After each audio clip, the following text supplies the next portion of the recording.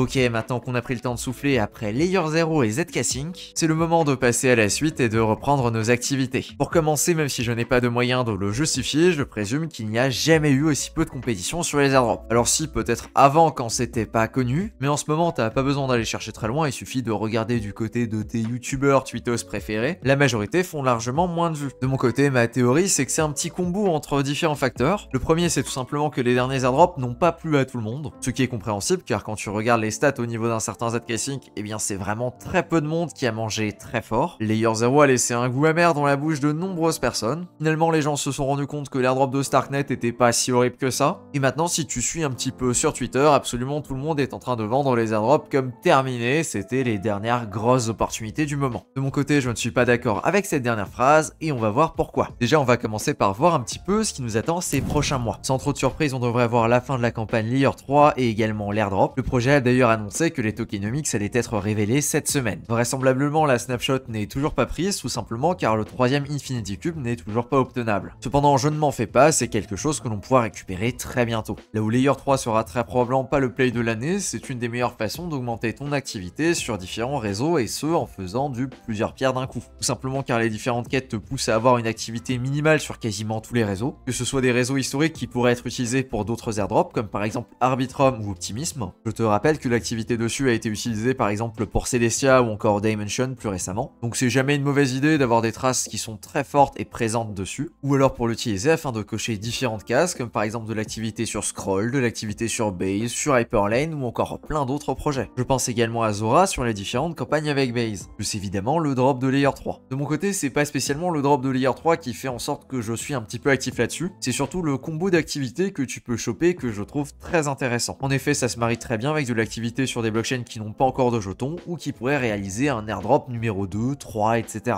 Je n'ai donc pas grande attente pour l'airdrop de Layer 3, mais par contre je pense que c'est intéressant de l'utiliser de cette façon-là. Sauf si peut-être tu as réalisé vraiment tout au maximum, que tu as plusieurs centaines de cubes, c'est-à-dire plus de 500, et que tu as un niveau que l'on peut qualifier de relativement élevé sur Layer 3. Mais sinon je ne pense pas que ce sera spécialement intéressant. Des exemples de projets comme Layer 3 qui vont faire des airdrops courant début juillet, il y en a quand même quelques-uns. On aura également le deuxième drop de Parcel qui je présume sera assez décevant. Je veux dire t'as pas besoin d'aller bien loin pour t'en convaincre, il suffit d'aller sur le leaderboard et de regarder l'écart type qui est monstrueux. On parle d'un top 3 à 60 milliards de points. Pour te donner un ordre d'idée, si t'as déposé 10 000 $ sur la plateforme et ce pendant environ 2 mois, tu as généré 6 millions de points. Il y a donc un facteur de x 10 000 entre un bonhomme qui a fait ça et le top 3. Autant te dire qu'à ce stade-là, je n'en attends absolument rien. Ensuite, on aura l'airdrop numéro 2 d'Etherfi, qui du coup se joue totalement en duo avec Eigenlayer saison 2. Pareil, ce sera également un drop qui sera 100% linéaire, donc si tu n'as pas déposé grand chose, il ne faut pas s'attendre à grand chose. De mon côté, encore une fois, absolument aucune attente, même si c'est un projet sur lequel j'ai quelques fonds qui sont posés. Il me semble d'ailleurs que pour cette édition-là, le claim sera disponible sur Arbitrum, ce qui le rendra plus intéressant, en tout cas si tu chopes une petite somme. Des airdrops de ce type-là, je pense qu'il va y en avoir quand même pas mal ces prochaines semaines. Tout simplement car beaucoup de saisons se sont terminées soit fin juin, soit vont se terminer courant début juillet. Et c'est encore un moment pas trop déconnant pour décider de faire un airdrop, car il y a encore pas mal d'activités sur le marché. On notera d'ailleurs le petit rebond du jour sur Bitcoin et Ethereum qui fait plaisir, et qui est heureusement un petit peu plus important du côté des altcoins. Ok, très bien, ça c'est donc les plays qu'on a déjà joué, qu'on va récolter, ça c'est vraiment pour le début de l'été. Maintenant, comme déjà indiqué dans d'autres vidéos, je pense que ça va être assez creux entre mi-juillet et début septembre. Ou en tout cas pas entendu qui avait annoncé des dates aux alentours de juillet-août. Je sais par contre qu'Elixir avait annoncé terminer sa campagne aux alentours du 20 août, donc ça m'étonnerait pas spécialement qu'il lance début septembre. Je pense que pour la majorité des projets, c'est pas spécialement le bon move de lancer à ce moment-là de l'année, sauf s'il y a vraiment une reprise assez importante du côté du marché. Comme tu le sais, si tu es là depuis un petit moment dans la crypto, absolument tout est possible et on peut donc être largement surpris. Mais de mon côté, je reste quand même plutôt réservé et je ne m'attends pas à de gros drops qui pourraient tomber en juillet-août. Maintenant qu'on est au point là-dessus, qu'il ne faut pas s'attendre à des drops de folie courant de ces 2 mois, on prend également en compte qu'il y aura moins d'activité sur le marché et que probablement une grosse partie des farmers ont abandonné suite aux performances récentes de ZK Sync et Layer 0, et bien j'en tire la conclusion suivante, c'est que c'est clairement pas le moment de s'arrêter. Alors qu'est-ce qu'on va avoir comme airdrop à jouer cet été? Déjà dans un premier temps, on peut parler de ceux qui sont quand même relativement hypés et qui sont quasiment totalement passifs. Il s'agit de Linéa et Scroll du côté des Layer 2. Alors je sais que ce sont des plays dont absolument tout le monde a entendu parler, même tes potes qui sont pas dans la crypto, mais je les mentionne quand même ici avant de parler de choses plus underground plus tard dans la vidéo. Linéa me fait clairement pas plus envie que ça, mais on va quand même en parler brièvement. Il y a la campagne The Surge en cours qui correspond tout simplement à des campagnes de TVL, c'est-à-dire déposer de la liquidité sur la blockchain et recevoir des points en échange. charge. C'est pas vraiment exceptionnel, je déposerai pas spécialement ma liquidité juste pour faire ce genre de choses. Par contre, il y a quand même une ou l'autre stratégie qui peuvent être intéressantes. Je pense par exemple dans ce cas de figure à déposer sur Mitosis sur Linéa, qui du coup te permet de générer les LXP, des points Etherfi pour la prochaine saison, du coup la saison 3, des points Etherfi pour la prochaine saison, du coup la saison 3, des points Eigenlayer pour la saison 2, et également des points Mitosis pour l'airdrop de Mitosis. Même si c'est un play qui est pas déconnant car tu touches quand même pas mal de choses différentes, il ne faut pas oublier que les 4 airdrops sur lesquels tu es positionné seront très probablement des airdrops qui seront faits de façon linéaire, et donc que si tu déposes quelques centaines de dollars dessus, il ne faut probablement pas s'attendre à grand chose, à moins d'une revalorisation et d'un plancher comme ce que l'on a pu voir sur Eigenlayer saison 1 par exemple. C'est donc surtout un play si tu as de la liquidité. Je te mettrai d'ailleurs tous les liens nécessaires pour participer directement en description. A savoir que pour Linéa, si tu veux marquer des points, il faut effectivement s'inscrire avant de pouvoir les générer, et donc c'est pareil, je te mettrai le lien qui permet de faire ça directement en description. Je ne te parle pas spécialement des autres plays qui existent sur Linéa car il n'y a pas grand chose qui me fait de l'œil, et à mon avis l'un des plays les plus intéressants c'est vraiment Mitosis. Autre information concernant Linéa, il souhaite lancer une autre campagne à points via du coup Layer 3, et celle-ci devrait commencer aujourd'hui. Elle a d'ailleurs été très mal accueillie par la communauté. De la même façon, on va avoir un certain scroll qui lui ne fonctionne pas avec du LXPL mais plutôt avec des marks qui représentent tout simplement les points sur scroll. Dans cette vidéo, j'ai pas trop m'étendre sur le sujet parce que j'aurai l'occasion de faire vraiment une vidéo dédiée sur scroll dans les prochains jours. Et pour aller assez vite au niveau des stratégies dans la DeFi plus les marks, il n'y en a pas 50. Une des plus performantes en étant positionnée en Ethereum et pour générer des marks plus de la yield sur ton Ether, c'est d'être positionné en Stay Stone sur Tranches.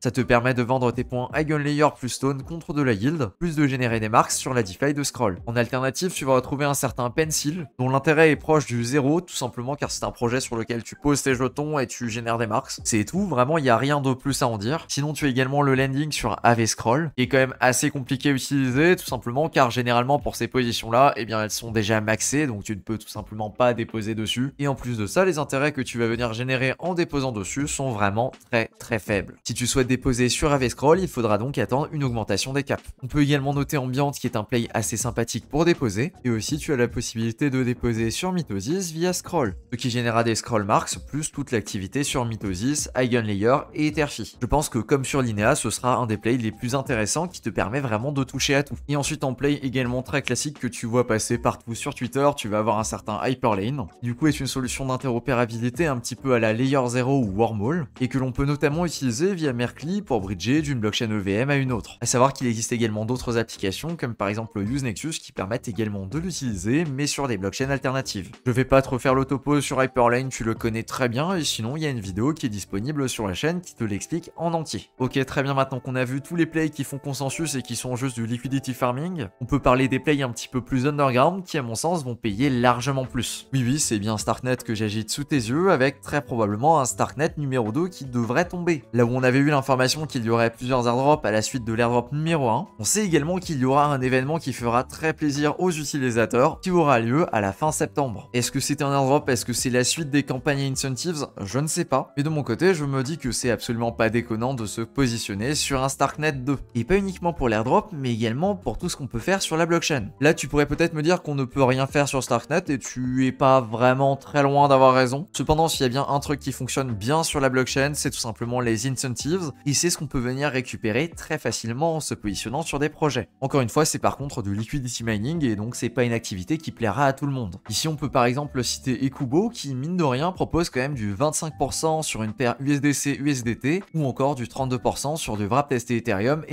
Et ça, quoi qu'on en dise, c'est quand même des stats qui sont vraiment monstrueuses. Alors comme c'est sur Starknet, c'est payant en jetons Stark, mais ça ne me paraît pas déconnant de viser ces intérêts-là, plus un Starknet numéro 2. Et on pourrait également citer un certain Nimbora qui permet également de jouer plusieurs projets avec de la yield assez sympathique. Puis si tu as le courage et le temps de t'enfoncer dans les abîmes les plus obscurs de Starknet, eh bien ils ont également des incentives et il y a peut-être des choses intéressantes à faire dessus. Donc un certain Starknet numéro 2 qui pourrait se jouer avec de l'activité simple sur la blockchain, donc classique, nombre de transactions, activité dans le temps, plus volume, etc. Évidemment avoir un minimum de liquidité sur la blockchain, même si je ne pense pas que ce sera remis en place vu le scandale que ça a fait en mars, et également potentiellement avoir des jetons Stark en gouvernance, par exemple les jetons que tu vas venir gagner en déposant de la liquidité, ce qui du coup fait en sorte que tu n'as même pas besoin d'acheter ces jetons. Pour continuer sur un play vraiment underground, il y a également du Wormhole numéro 2, qui pareil c'est un play que je n'ai pas encore vu mentionner sur Twitter à l'heure actuelle, et oui si tu te poses la question, il y a effectivement un deuxième airdrop qui est plus ou moins prévu avec 6% de la supply des jetons qui lui est dédié. Et pour que tu aies une petite idée de l'activité activités qu'il y a sur Wormhole aujourd'hui, on a en moyenne dans les 5000 transactions par jour qui passent par Wormhole. Autant te dire que c'est vraiment rien du tout. Il y a juste eu une anomalie ici pendant quelques jours, là où c'est monté jusqu'à 27 000 transactions par jour. Et je ne sais pas à quoi c'est dû, s'il y avait un événement, une campagne par exemple au Layer 3, etc. En tout cas, on a des statistiques dessus qui sont particulièrement faibles avec seulement 230 000 transactions dans les 30 derniers jours. Pour te donner un ordre d'idée, c'est 5 à 6 fois moins que le nombre de transactions journalières sur Ethereum. Ça te dit à quel point le truc est très peu utilisé et donc c'est relativement facile de se positionner dessus. Pour se faire pas de grosses surprises, les bridges principaux sont Portal, Mayan ou encore Allbridge qui fonctionnent très bien. Attention par contre quand tu sélectionnes un bridge, disons par exemple ici départ Polygon, arrivée BSC avec des USDC, voilà tac, à bien regarder que la route que tu vas utiliser va passer par Wormhole, c'est écrit juste ici. Et donc dans ce cas-là, il faut sélectionner celle-ci qui passe par Wormhole et pas via X-Labs. C'est une petite manipulation, mais il ne faut pas l'oublier. Autre chose à préciser pour ceux qui n'ont pas l'habitude de Wormhole, il faut également venir récupérer ces fonds de l'autre côté via du coup la transaction que tu as passée initialement. Et si tu perds l'interface, tu peux la retrouver assez facilement en rentrant ta transaction initiale dans la partie Resume Transaction. Autre chose pour un Wormhole 2.0, c'est également possible de participer à la gouvernance en venant déléguer des jetons Wormhole sur Tally. Et pour ça, il faudra venir bridger tes jetons Wormhole de Solana à EVM. Pour citer encore un autre airdrop dont quasiment personne ne parle, il s'agirait d'un Optimisme 5 ou d'un Optimisme 6 qui ferait référence à l'utilisation de la Superchain, qui est donc un ensemble de blockchains et plutôt même de roll-up qui utilisent l'Optimisme Stack et qui redistribuent une partie de leurs frais directement à la fondation Optimisme. Je peux d'ailleurs te dire de source sûre qu'il y aura véritablement un airdrop 5 ou un airdrop 6 pendant la saison 6 d'Optimisme. Et d'ailleurs c'est plutôt rare, mais ça c'est vraiment un airdrop que je peux déjà te valider, tout simplement car c'est une information qui est déjà disponible sur le site de gouvernance d'Optimisme. On a également l'information que l'airdrop aura lieu durant la saison 6 de gouvernance d'Optimisme, et celle-ci aura lieu entre le 27 juin et le 11 décembre. On est donc quasiment sûr d'avoir un airdrop d'Optimisme 5 basé sur la Superchain avant décembre 2024. Et c'est un airdrop qui me plaît vraiment beaucoup parce qu'il y a énormément de recherches à faire pour se positionner sur toutes les blockchains de la Superchain, là où évidemment les plus connus on les a tous comme un Optimisme, un Base, un Zora par exemple. Et bien il y en a des bien plus obscurs comme par exemple Chroma, Redstone, Ancient 8, etc.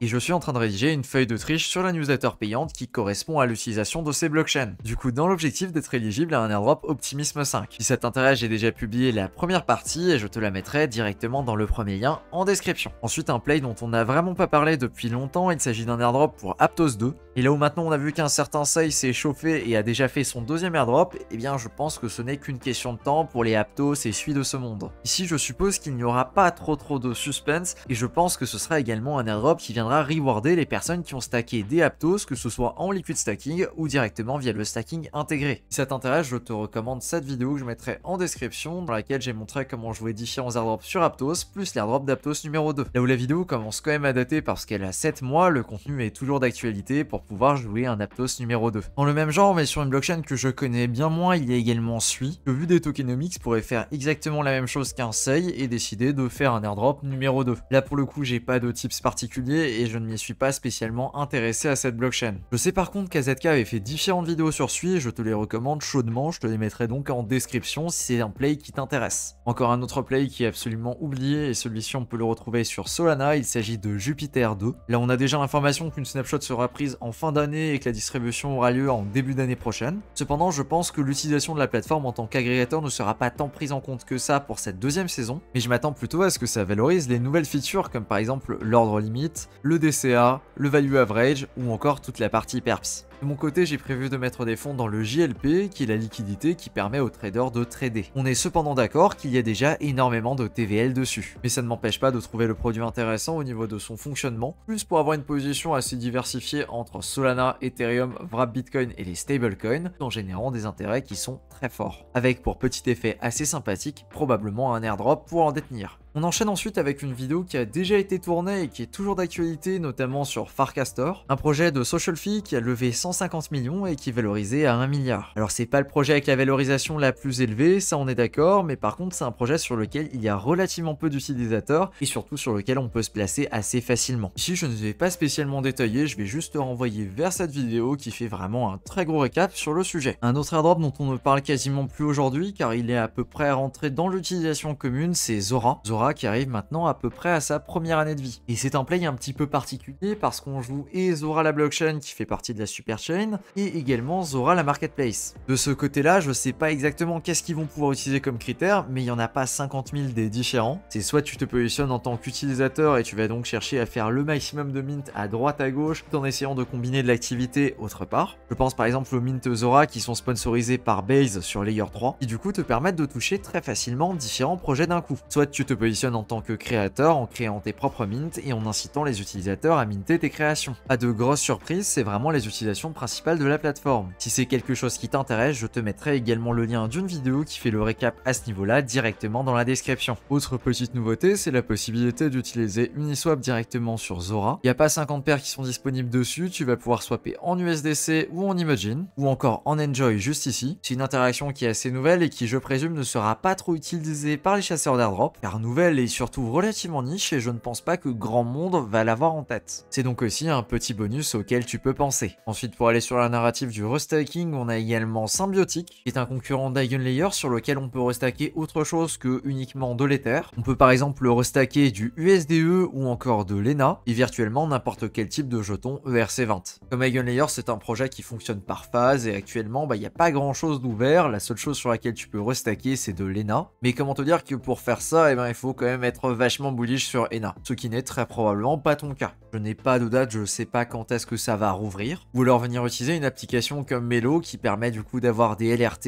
et donc de venir générer ces points-là. Mention particulière au premier vol qui utilise du coup la technologie de chez Amphore. Attention cependant, Symbiotics n'a pas levé une somme folle de fonds, même s'il faut bien prendre en compte qu'il s'agit de la seed et pas plus que ça. Toujours sur la narrative du restacking, on a également SolLayer qui est sur Solana et qui fonctionne globalement pareil en permettant du coup de restacker, mais ici des Solana ou alors des versions LST de Solana. À préciser cependant que ce que tu déposes actuellement ne peut pas être enlevé, cependant on est dans l'époque à laquelle les gens pourront retirer. Je précise également que le projet SolLayer n'a pas encore trouvé d'investisseurs, donc c'est également à tes risques et périls de ce côté-là. Et voilà à peu près là où on en est dans le monde des airdrops, post-Layer 0 et post-ZK Sync. Le game a pas mal évolué et là où il y a quelques mois encore on avait l'impression qu'il y avait vraiment beaucoup de play, là où c'était du yield farming déguisé. Aujourd'hui j'ai l'impression qu'on a quasiment plus que ça, sauf une ou l'autre exception un petit peu underground. Je tiens cependant à nuancer et à préciser qu'à mon avis on aura plein de nouveaux projets très intéressants qui seront peut-être les prochains Layer 0 et ZK Sync qui devraient lancer en septembre. Entre autres on devrait avoir plus d'informations sur du Mega Ethereum, du Eclipse ou encore du Monad par exemple. Je sais qu'il y a encore également Expresso dans cette catégorie là. Et autre chose que je n'ai pas encore mentionné dans la vidéo, c'est que plein des projets dont j'ai parlé aujourd'hui, bien dans quelques mois, dans quelques années, peut-être qu'ils auront réalisé des levées de fonds qui sont bien plus impressionnantes que celles qu'ils ont aujourd'hui à leur actif. Je veux dire, il suffit de regarder Layer 0 et ZK Sync qui étaient largement sous les radars avant qu'on annonce des levées de fonds absolument faramineuses. C'est très probable que certains des projets qu'on farm aujourd'hui, seront les prochains gros projets et gros airdrops de demain. C'est juste qu'à l'instant T, on n'a pas l'information qu'ils ont levé une certaine somme ou alors qu'ils ne l'ont pas encore fait et qu'ils sont en train de le faire. Je sais que la vidéo était particulièrement dense en informations. S'il y a certains sujets qui t'intéressent, n'hésite pas à aller creuser un petit peu plus de ton côté parce que j'ai pas pu tout énumérer en une vidéo d'une vingtaine de minutes. Et sur ce, je te dis à plus pour une prochaine. Ciao!